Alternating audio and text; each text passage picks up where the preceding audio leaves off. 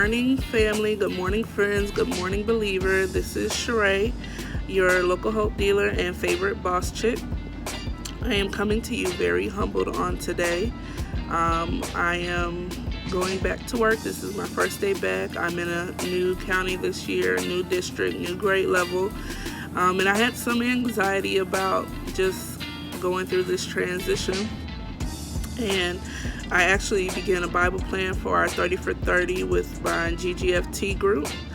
And basically 10 minutes of prayer, 10 minutes of worship, 10 minutes with the Word. And the Bible plan that I started on this week was praying for your emotional well-being, just taking control over the anxiety and the emotions that you feel the way God says we should. And with that being said, I had some anxiety about, beginning this new chapter. And this morning when I got to work, they said, "Oh, where were you? You missed the meeting." And I said, "A meeting? There's a meeting." Nobody told me about this meeting. She said, "Yeah, we had a kickoff for, the teachers that are new this year." And I said, "Okay, well, was anybody going to tell me about this meeting?"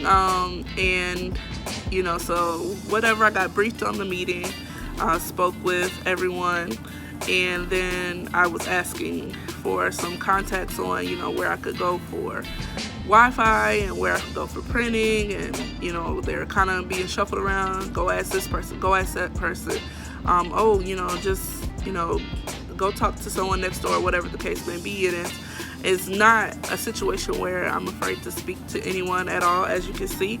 But it's just the fact of being in a situation of the unknown. It's kind of unsettling. And I begin to feel a little defeated in the fact that, God, you put me here, and it seems that I'm alone.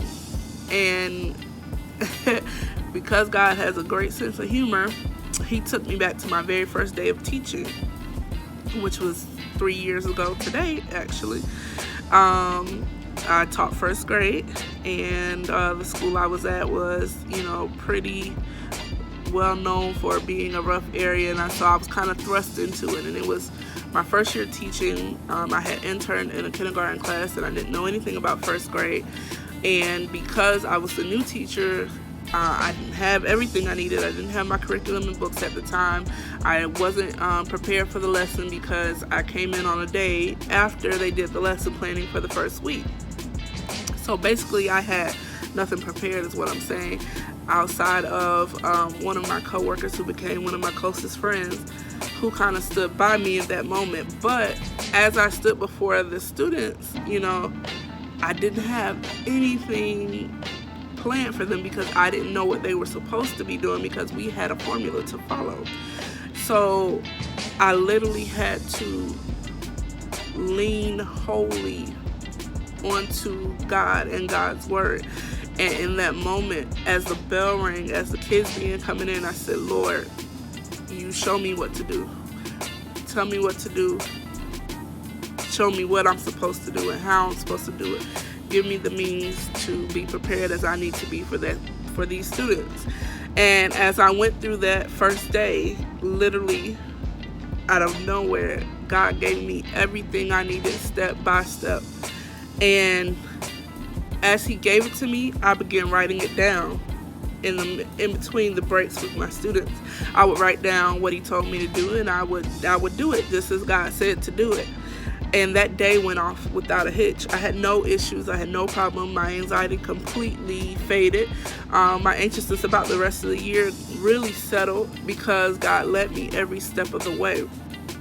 And He said to me on this morning, when He brought that back to my memory, He said, "Well, if I did it for you then, if I took care of you then, why can't I do it again?"